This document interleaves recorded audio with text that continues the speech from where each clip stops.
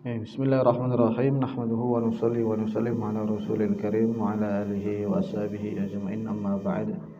Rabbi syrah li sadri wa yassir li amri wa hlul 'uqdatam min lisani yafqahu qawli. Seperti biasa, sebelum kita mulai ngaji kita buka dengan bacaan surat Al-Fatihah. La haula wa la quwwata illa billah. Al-Fatihah. Bismillahirrahmanirrahim. Alhamdulillahi rabbil alamin. Arrahmanirrahim. Maliki yaumiddin. Iyyaka na'budu wa iyyaka nasta'in. Ihdinas siratal mustaqim. Siratal ladzina an'amta 'alaihim waladdallin. Amin. Oke, pada malam ini insyaallah kita akan membahas, melihat dan bercerita sedikit para masyayikh kita, para guru-guru kita, para ulama-ulama kita, terutama guru-guru kita dalam bidang hadis. Insyaallah kita kan pernah ngaji hadis semua. Kalau nggak kutubus sitah minimalnya Mishkah, atau di bawahnya itu juga sama. Nah, kita akan melihat di sini nanti bagaimana hubungan atau relasi guru-guru hadis kita yang kebanyakan India dengan para masyayikh dan para ulama Hijaz dan Nusantara. Ini bagaimana hubungan ulama-ulama Jawa, India dan Hijaz, supaya kita tahu bahwa sebagaimana yang dikatakan dalam sebuah hadis, al-arwah junudun mujannadah. Arwah itu, kata para ulama, ketika jasad ini belum diciptakan, maka pernah berkumpul di alam arwah. Maka yang pernah kumpul di alam arwah akan kenal dan mudah berhubungan ketika di dunia ini, ketika di alam jasad. Sehingga nggak usah heran kalau kita lihat para ulama Ahlussunnah wal Jamaah, para orang-orang soleh, para aulia, itu pasti memiliki hubungan antara satu dengan yang lainnya. Di mana saja. Ini memang saya sengaja India, Hijaz dan Jawa, karena memang India itu guru-guru kita dalam hadis, juga dalam dakwah. Kemudian Jawa juga termasuk, dan kita juga memang belajar di Jawa, hidup di Jawa. Dan Hijaz itu tempat yang suci, tempat yang penuh barokah. Sebetulnya kalau kita runtut lagi, kita jabarkan lagi, ya nggak 3 daerah ini tentu saja, nggak 3 tempat ini. Bisa Afrika, bisa dengan Cina juga, bahkan bisa di negara-negara Eropa, termasuk ya daerah Rusia, itu juga markas ulama. Cuman karena yang kaitan dengan kita ini 3, maka nanti yang akan saya ceritakan di sini hubungan atau relasi, koneksi para masyayikh India, Jawa dan Hijaz. Dengan harapan juga kita dapat barokah mereka dan digolongkan dengan kelompok mereka ini. Nanti al-arwah junudun mujan. Semoga arwah kita ini termasuk dapat loberan barokah dari masyayikh yang akan kita sebutkan ini. Dan juga menceritakan cerita-cerita atau menyebutkan, mengingat-ingat orang-orang soleh. Ini bagian dari amalan yang mendatangkan rahmat. Imam Ahmad bin Hanbal beliau mengatakan, "Inda dzikris sholihin tunzalur rahmah." Ketika kita mengingat-ingat atau menceritakan orang-orang soleh, maka rahmat akan turun kepada kita. Maka semoga nanti yang kita sebutkan nama-nama di sini, barokahnya turun kepada kita semua. Allahumma amin. Ngeten mawon, sebetulnya ini bedah buku Masyayikhuna fil Hadits Syarif. Ini kumpulan 42 biografi masyayikh hadis. Ini dulu saya tulis selepas saya keluar 1 tahun termasuk di India, dan di sana saya banyak bersilaturahim dengan para ulama di sana, termasuk pesantren besar di sana di Uban, Sarampur, kemudian Nadwatul Ulama. Ketika saya baca-baca biografi mereka, saya beli beberapa kitab di sana. Ternyata Masya Allah, memang betul Ahlul Haq itu pasti akan dikumpulkan dengan Ahlul Haq. Ternyata guru-guru kita di India itu juga satu guru dengan guru-guru kita yang di Jawa, dengan kiai-kiai di Jawa. Bahkan juga satu guru dengan para masyayikh, para ulama di Haram sana, di Hijaz, Mekah, Madinah. Nah, kemudian saya baca, akhirnya timbullah keinginan untuk menulis agar banyak yang kenal, banyak yang tahu. Jadilah Masyaihuna fil hadis. Terus saja ini terlalu tipis, juga terlalu banyak yang perlu ditambahi. Cuman ya lumayan lah kalau untuk sekilas mengetahui bagaimana biografi para ulama, para masyayikh kita terutama dalam bidang hadis dan hubungan mereka. Ini saya kira sudah lumayan cukup. Lumayan cukup artinya ya banyak nggak cukupnya. Oke, langsung mawon. Yang akan kita utamakan tentu saja yang India. Yang India, karena guru-guru kita di sini itu juga rata-rata ya, enggak semuanya, kebanyakan ngambil sanadnya dari masyayikh India, wabil khusus masyayikh Deoban. Nah, di India itu punjernya utamanya kalau kita keliling dari ujung timur India sampai ujung barat, atau istilahnya benua India yang sekarang jadi beberapa negara itu, India, Pakistan, Bangladesh, Sri Lanka, itu pasti sanadnya akan menjurus, akan mengkerucut ke satu nama. Kata Maulana Zakaria Al-Kandahlawi yang nulis Aujazul Masalik dan Fadil Amal itu, beliau mengatakan, setelah saya teliti seluruh sanad hadis di benua India ini pasti menjurus ke Al-Imam Waliullah Dahlawi. Bahkan saking hebatnya Waliullah Dahlawi ini, saking hebatnya sampai ada 3 kelompok utama di India, 3 kelompok besar di India, semuanya itu ngeklaim pengikutnya Waliullah Dahlawi, semanhaj dengan Waliullah Dahlawi. Nanti akan saya sebutkan sebentar, di sekilas maksudnya, bahwa di India itu ada 3 kelompok. Ada namanya Brelwi, itu Maturidi, Hanafi, Sufi kental. Kalau di Indonesia mungkin kayak NO gitu. Terus ada Deobandi, itu Hanafi, Maturidi sama Sufi juga. Cuman tamasuk di sunnah itu kenceng sekali, sehingga kadang-kadang dalam beberapa hal itu mirip Salafi kalau di Indonesia. Nanti kapan-kapan akan saya kupas juga itu perbedaan antara Deoban dan Maturidi, karena saya juga banyak baca-baca kitab-kitabnya Brelwi, bukan Maturidi. Saya bilang Maturidi ya, Brelwi, Deobandi dan Brelwi. Kemudian kelompok yang ketiga, kelompok Ahlul Hadis, yang mengatakan nggak mau bermadhab, madhabnya langsung hadis. Nah, 3 kelompok ini semuanya ngeklaim sebagai pengikutnya Waliullah Dahlawi.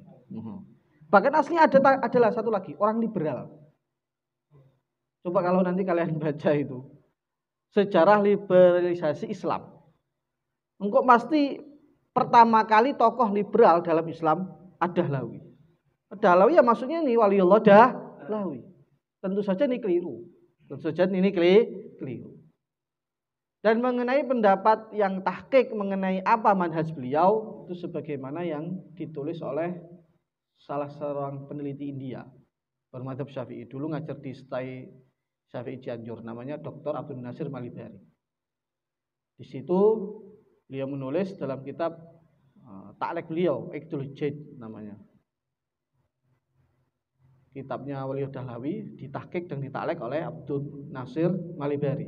Di situ beliau mengatakan setelah diteliti-teliti Waliullah Dahlawi yang paling pas itu Sufi, Hanafi, Asy'ari, Maturidi. Ya antara Dioban dan tadi Brelwi. Adapun yang alul hadis itu ngaku-ngaku saja. Nah, kata Abdul Nasir Al-Ribari. Dan memang kalau kita baca kitab beliau memang begitu itu. Paham nggih? Jadi Syekh Waliullah Dahlawi ini lahir sekitar tahun 1114 Hijriah atau 1700-an Masehi, awal-awal. Satu zaman kalau di Indonesia dengan Sayyid Sulaiman Mojo Agung.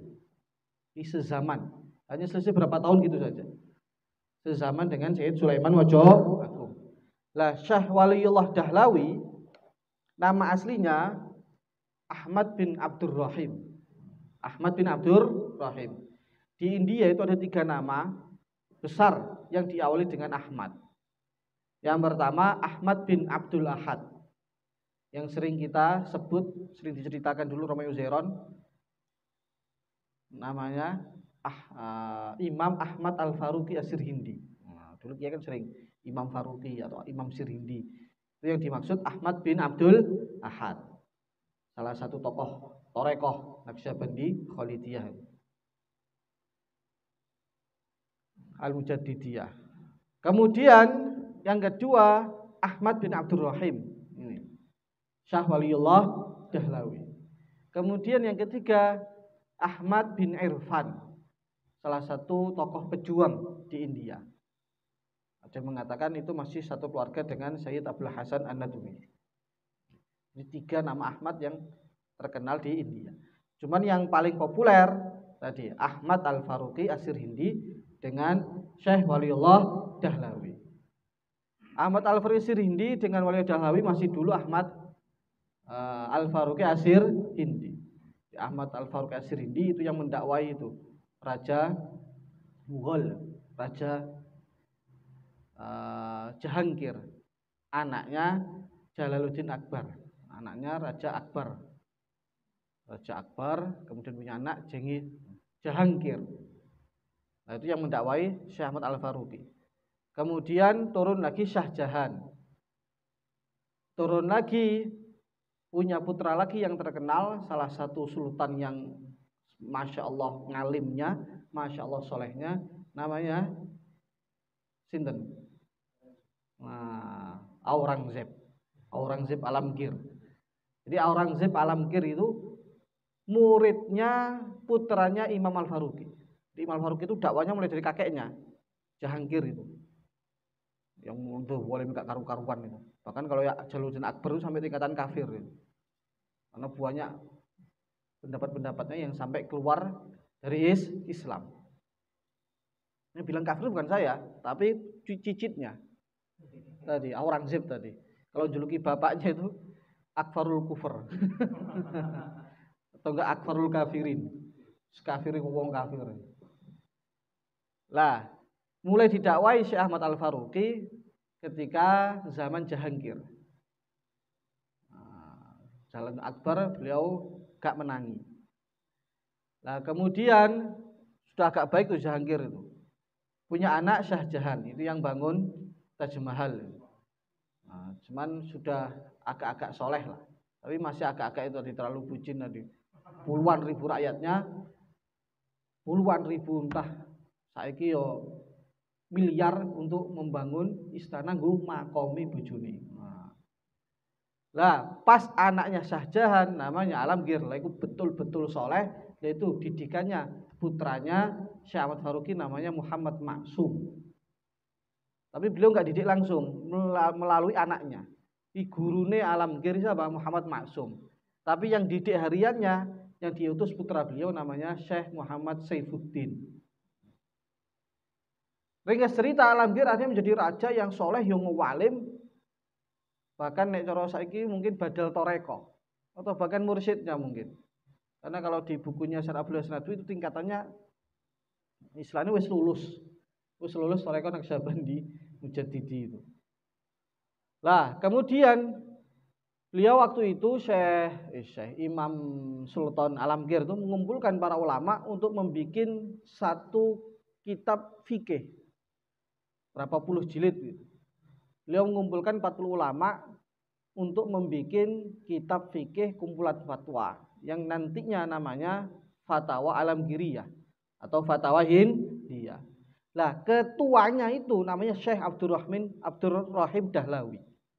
Ketua dari 40 tim tadi namanya Syekh Abdurrahim Dahlawi, bapaknya Syekh Waliullah Dahlawi.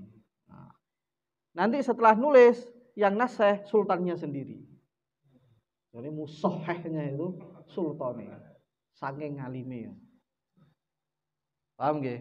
Jadi berarti generasi keempat setelah Syekh Ahmad bin Abdul Ahad As-Sirhindi tadi. Nah, Syekh Waliullah Dahlawi itu salah satu tokoh yang terkenal dengan 3 gebrakannya. Yang pertama, membangkitkan semangat Qur'ani. Sehingga dalam masa beliau sendiri yang menerjemahkan Al-Qur'an ke bahasa Persia ketika itu. Bahasa yang digunakan di India ketika itu, bahasa daerah, bahasa lokal. Beliau ingin bagaimana orang-orang awam pun bukan hanya membaca lafaz Al-Qur'an tapi meresapi maknanya. Nah, cuman ini yang kurang difahami. Orang liberal menganggap bahwa tindakan beliau, sikap Syekh Waliullah Dahlawi yang nerjemah Al-Quran ini dianggap tindakan yang liberal, bebas. Padahal enggak. Karena di Indonesia juga ada ulama yang pertama kali menerjemahkan Al-Quran ke dalam bahasa Jawa. Gurunya Kiai Hasyim Asy'ari, gurunya Mbah Wahab Rasulullah, gurunya para kiai-kiai itu. Dan enggak masalah. Yang masalah itu apa? Orang menafsirkan Al-Quran sak penake dhewe. Jadi kalau membaca terjemahan Al-Quran ya ngomong-ngomong aja. Memang ada beberapa ayat itu yang tidak bisa difahami kecuali oleh para ulama. Tetapi kebanyakan Al-Quran itu bisa difahami secara global oleh orang awam. Jadi nggak masalah baca terjemahan Al-Quran itu nggak masalah, malah bagus biar tahu artinya sehingga bisa meresapi. Monggo, yang nggak boleh itu apa baca terjemah terus ngerosok ulama bikin majelis tafsir nyalah-nyalani ulama. Lah, kuwi sing masalah. Kuwi sing masalah. Yang kedua, beliau membangkitkan hadis. Dan ini diakui oleh para ulama. Sampai Syekh Rasyid Ridho, terlepas dari kontroversi beliau, salah satu ulama Mesir, beliau mengatakan andaikan nggak ada jasa dan jerih payah ulama India dalam berkhidmat kepada hadis, tentu ilmu hadis hampir punah di dunia ini. Bisa punah di dunia ini. Jadi yang mempopulerkan hadis ulama India. Dari siapa? Waliullah Dahlawi. Termasuk beliau yang bikin kurikulum itu, Kutubus Sittah. Kemudian yang ketiga, fikr Islam. Fikr Islam, pemikiran Islam. Filsafat Islam. Dengan menulis kitab yang sangat terkenal, insya Allah kapan-kapan akan kita bedah juga, namanya Hujjatullah Balighah. Di satu kitab yang berisi Asrarus Syariah, rahasia-rahasia syariah. Jadi 3 gebrakan Syekh Waliullah Dahlawi. Oke, sekarang lanjut. Syekh Waliullah Dahlawi. Ini asli namanya tuh beliau aslinya Waliullah. Itu ceritanya bapak beliau Syekh Abdurrahim itu sowan ke ulama. Lah kata ulamanya engko nek duwe anak. Kalau punya anak kasih nama Ahmad. Lah pas lahir lali. Lali. Nanti dijenengi Waliullah. Lah gak suwe eling meneh. Loh, biyen kan kon jeneng Ahmad, akhirnya dijeneng Syekh Ahmad Waliullah. Tapi yang lebih terkenal Waliullahnya. Tapi ada Ahmadnya. Nah, bagusnya kalau nama itu memang dari dulu tradisi ulama dulu sowan ning ulama. Sowan ning yai. Nah, itu anak sowan ning yai. Udah dikarang-karang dhewe. Karena nama itu doa. Dungane dhewe lo gak mandi blas. Gak keren-kerenan. Anak itu gak keren-keren. Akhirnya keren-kerenan, nggih jeneng dhewe, sing penting keren, akhirnya dablek. Pas dablek pusing ngelu. Heeh. Akhirnya gak membanggakan. Lah kemudian lanjut. Syah Waliullah Dahlawi ini punya banyak murid penerus. Cuman yang paling menonjol putranya sendiri. Namanya Syah Abdul Aziz Ad-Dahlawi. Ini beliau menggantikan sampai 60 tahunan. Usianya panjang. Usianya panjang, lama banget. Ini beliau orangnya termasuk anti penjajah, kemudian semangat. Sampai semangatnya itu walaupun beliau sakit di akhir usianya beliau kemana-mana dibopong, tapi tetap mengajar. Bahkan saking semangatnya itu santri-santrinya itu biasa datangi beliau tanya dalam keadaan beliau dibopong, kadang sambil jalan. Tanya dijawab. Beliau juga punya kitab banyak, diantaranya tafsir Al-Quran dalam bahasa Persia. Nah, Syekh Abdul Aziz Dahlawi muridnya juga banyak. Cuman yang paling masyhur ada 3. Yang pertama Syekh Ilahi Bakhsh. Ini sing babat desa Kandahlah. Syekh Ilahi Bakhsh Al-Kandahlawi. Ini yang pertama kali babat desa Kandahlah. Kakeknya Syekh Inamul Hasan Al-Kandahlawi. Kalau ke atasnya terus ya sampai Sayyidina Abu Bakar As-Siddiq. Kemudian murid yang kedua, penerus yang kedua yang paling terkenal itu cucunya. Cucu dari anak perempuan beliau. Cucu songo jalur wedok. Namanya Muhammad Ishaq.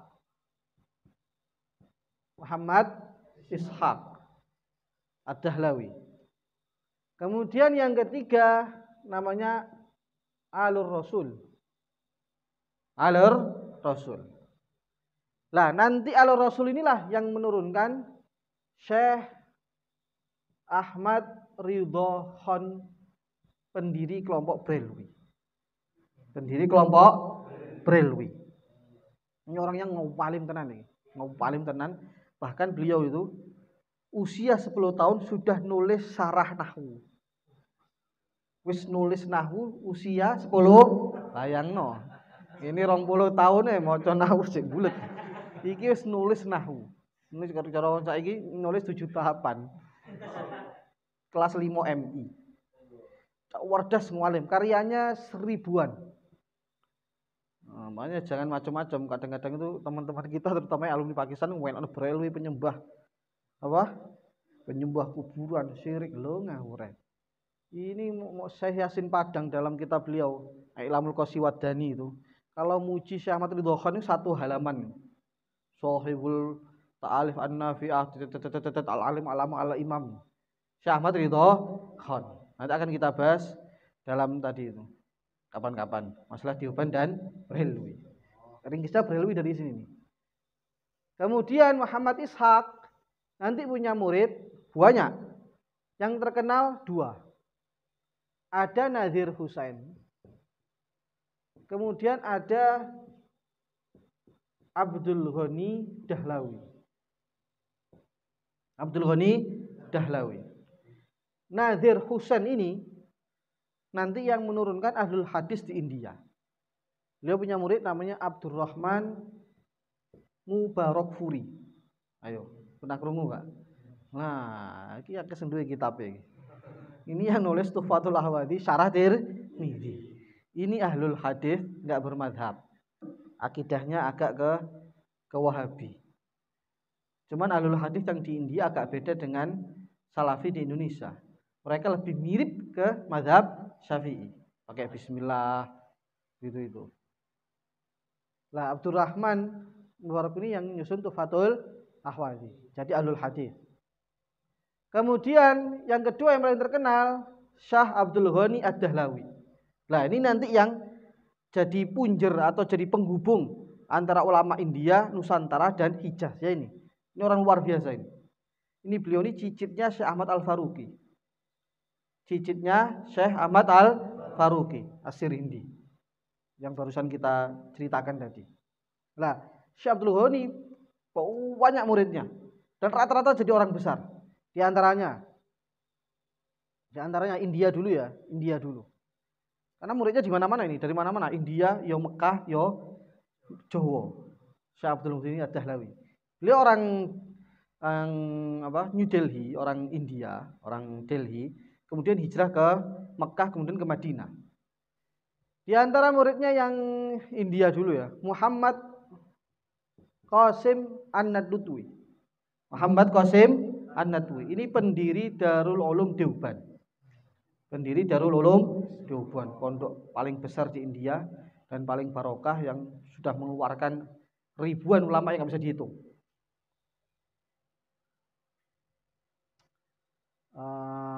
Kemudian murid yang kedua, Rasyid Ahmad Gangowi.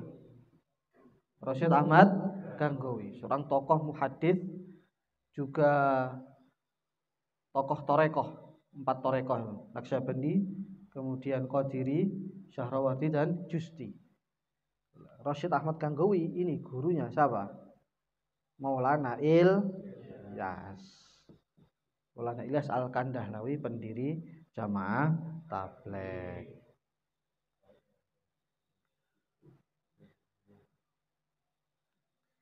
Ini lanjut murid-muridnya apa langsung menisor? Murid TCA ya. Nah, beliau punya murid lagi namanya Muhammad Qasim Rasyid Ahmad Syekh Rahmatullah Kaironawi. Ini yang mendirikan Madrasah Saulatiyah di Mekah. Jadi ulama India, ahli debat, ahli kristolog, punya kitab namanya Idharul Haq. Itu satu kitab yang isinya mengcounter habis-habisan Nasrani. Beliau nulis kitab Idharul Haq ini mengambil 34 cetakan perjanjian lama dan baru dari 4 bahasa. Bahasa Inggris, bahasa Persia, bahasa India, dan bahasa Arab. Luar biasa ngalimnya. Debat di India dengan seorang ahli debat, pendeta besar namanya Fender. Kemudian kalah di depan umum, malu Fendernya, akhirnya dikejar-kejar sama Inggris. Nah, akhirnya beliau hijrah ke Mekah, ketemu Sayyid Ahmad Zaini Dahlan. Ceritalah beliau di situ terus dikenalkan sama gubernur Mekah, kemudian sampai lanjut ke Sultan Turki Utsmani. Nah, ternyata Fender dari India dakwah ke Turki Utsmani, bikin geger di sana. Dipanggillah Syekh Rahmatullah ke Turki sana. Lari lagi Fender. Lah dari Turki itu akhirnya beliau nulis kitab namanya Idharul Haq. Balik lagi ke Mekah, ketemu saudagar kaya namanya Saulah. Bikinlah pondok namanya Saulatiyah. Nah, di antara murid pertamanya Saulatiyah itu Syekh Hasyim Asy'ari. Syekh Hasyim Asy'ari. Tapi ada yang mengatakan Syekh Hasyim Asy'ari enggak ketemu Syekh Rahmatullah, tapi ketemu putranya Muhammad Salim. Tapi kalau kita baca di data-data di beberapa kitab terjemah enggak, beliau ketemu langsung Syekh Rahmatullah Kaironawi. Ini juga yang menjadi inspirasi dari Ahmad Deedat. Kristolog India itu, yang kemudian ditiru lagi sama siapa? Dekkerneck. Lah beliau punya murid lagi Amin Ridwan. Sayyid Amin Ridwan Al-Madani, orang Madinah. Nah, nanti ini menurunkan termasuk muridnya Syekh Mahfud Termas. Syekh Mahfud Termas. Yang kalau turun lagi Syekh Dimyati. Termas turun lagi Kiai Mahmud. Kiai Mahmud Temboro, Romo Kiai Mahmud. Kemudian Syekh Abdul Ghani ini juga punya murid namanya Muhammad Khalil Bangkalan. Ini Mbah Khalil Bangkalan itu ternyata pernah mondok di Abdul Ghani Dahlawi. Abdul Ghani Dahlawi. Khalil jelas muridnya banyak, Kiai Hasyim Asy'ari, bahkan hampir seluruh kiai-kiai Jawa zaman dulu pasti pernah ngaji di Mbah Khalil. Ya, hampir seluruh ulama pada masa bawah beliau, Mbah Khalil, mesti ngaji ning Mbah Khalil, Kiai Hasyim Asy'ari, Kiai Wahab Hasbullah, dan kiai-kiai yang lainnya. Satu lagi Muhammad Sulaiman Hasbullah. Sulaiman Hasbullah itu termasuk gurunya para ulama di Mekah. Para ulama di Mekah yang kemudian ulama-ulama Jawa pun juga banyak berguru ke Muhammad Sulaiman Hasbullah. termasuk Syekh Soleh Darat. Syekh Soleh Darat pernah ngaji di Muhammad Hasbullah. Soleh Darat itu termasuk tadi yang pertama kali menerjemahkan Al-Quran. Gurunya kiai-kiai di Jawa. Kiai Hasyim Asy'ari pernah ke Soleh Darat. Kemudian Kiai Ahmad Dahlan pernah ke Soleh Darat. Kiai Wahab Hasbullah, termasuk Kartini, Imam Kartini. Kartini loh, cewek itu, tokoh apa emansipasi yang kontroversi dengan soleha, dengan mengatakan liberal. Kalau saya condongnya mungkin dua-duanya.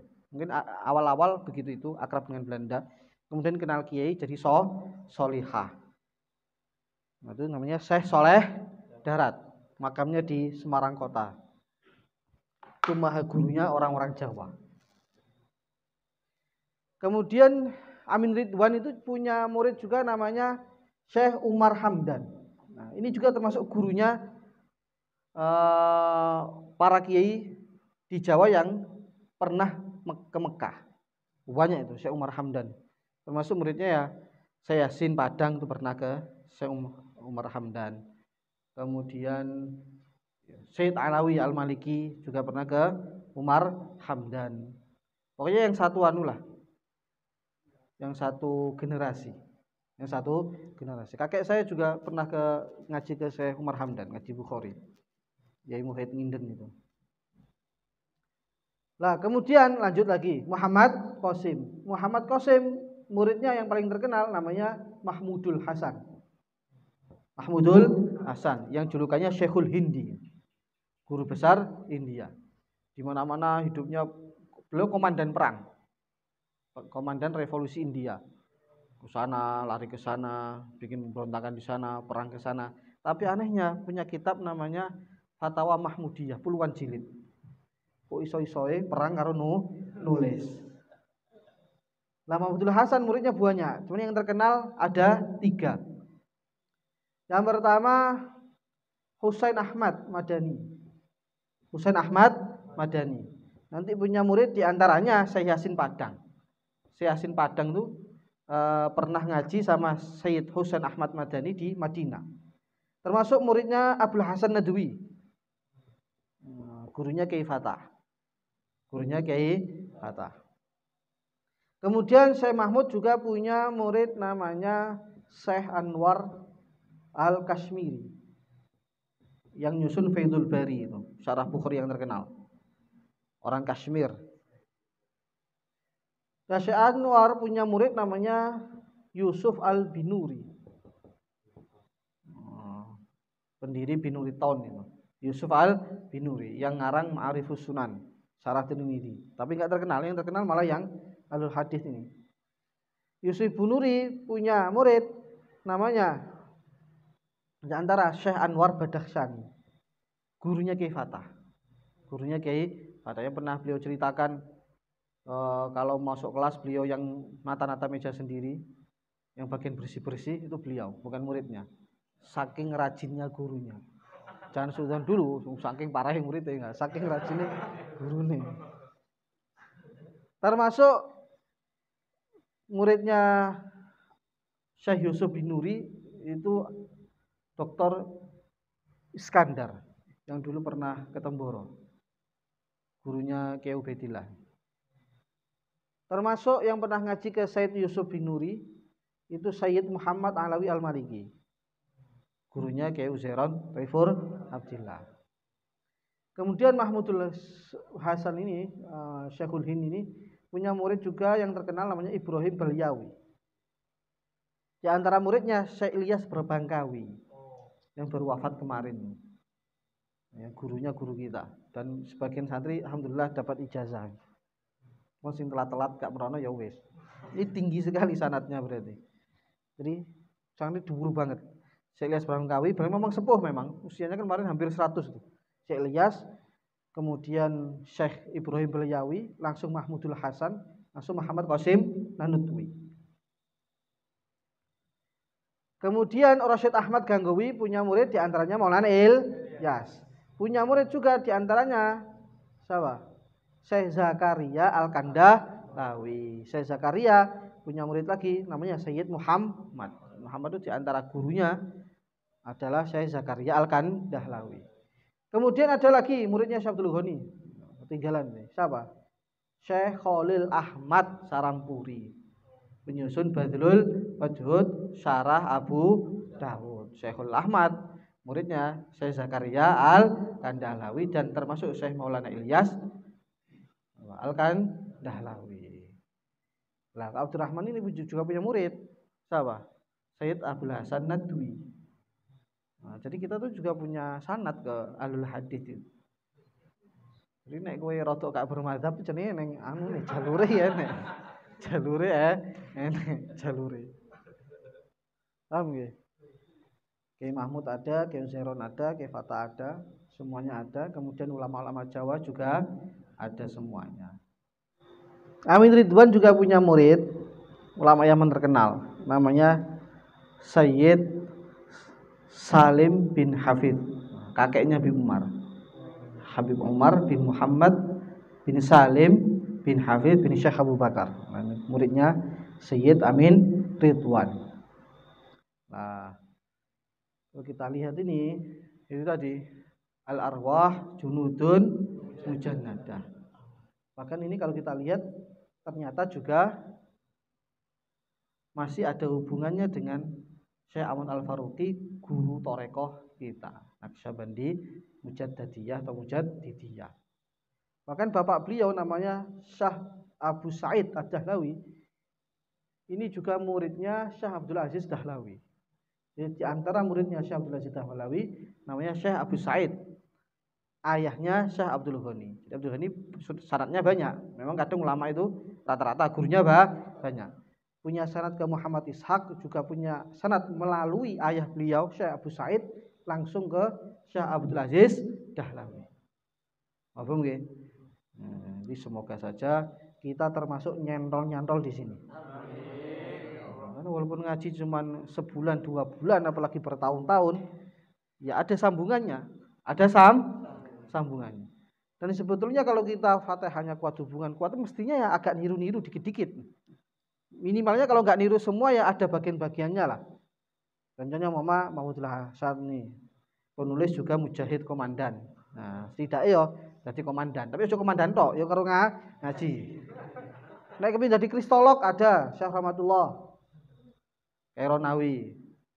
Termasuk yang ahli debat juga Muhammad Qasim Nanutwi. Julukannya Hujjatul Islam. Hujjatul Islam fil Hindi. Dia termasuk ahli kristolog dan ahli debat.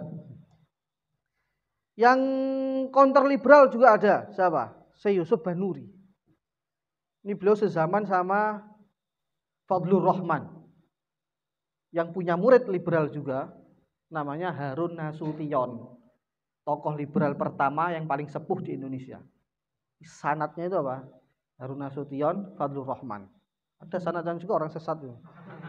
Nah, kemudian yang ngonter itu Yusuf Banuri. Jadi kalau kita mau mengkonter liberal-liberal, ya ini ada sanadnya juga. Guru-guru kita. Ada juga yang mengkonter Syiah Itsna Asyariyah, termasuk Abdul Aziz Dahlawi punya kitab mengkonter Syiah Itsna Asyariyah. Konter apa lagi? Terus buahnya lah. Kalau kita lihat rata-rata penulis kitab semua ini. Rata-rata penulis kitab semua. Bahkan ada ulama Dioban yang karangannya juga nggak kalah sama Syekh Ridho Khan. Dan termasuk gurunya Maulana Ilyas. Salah satu gurunya Maulana Ilyas. Namanya Syekh Ashraf Ali Tanwi. Syekh Ashraf Ali Tanwi. Ini karyanya hampir 1000. Hampir, dan beberapa karya beliau itu dipakai kurikulum di beberapa negeri Arab, Timur Tengah. Terutama yang kaitannya dengan mantek, ilmu akliyah. Karena ulama India itu juga terkenal dengan ilmu manteknya, ilmu akliyahnya. Nih, matur mawon nggih. Nih, semoga kita dapat berkah dari para ulama yang barusan kita sebut. Al-Fatihah.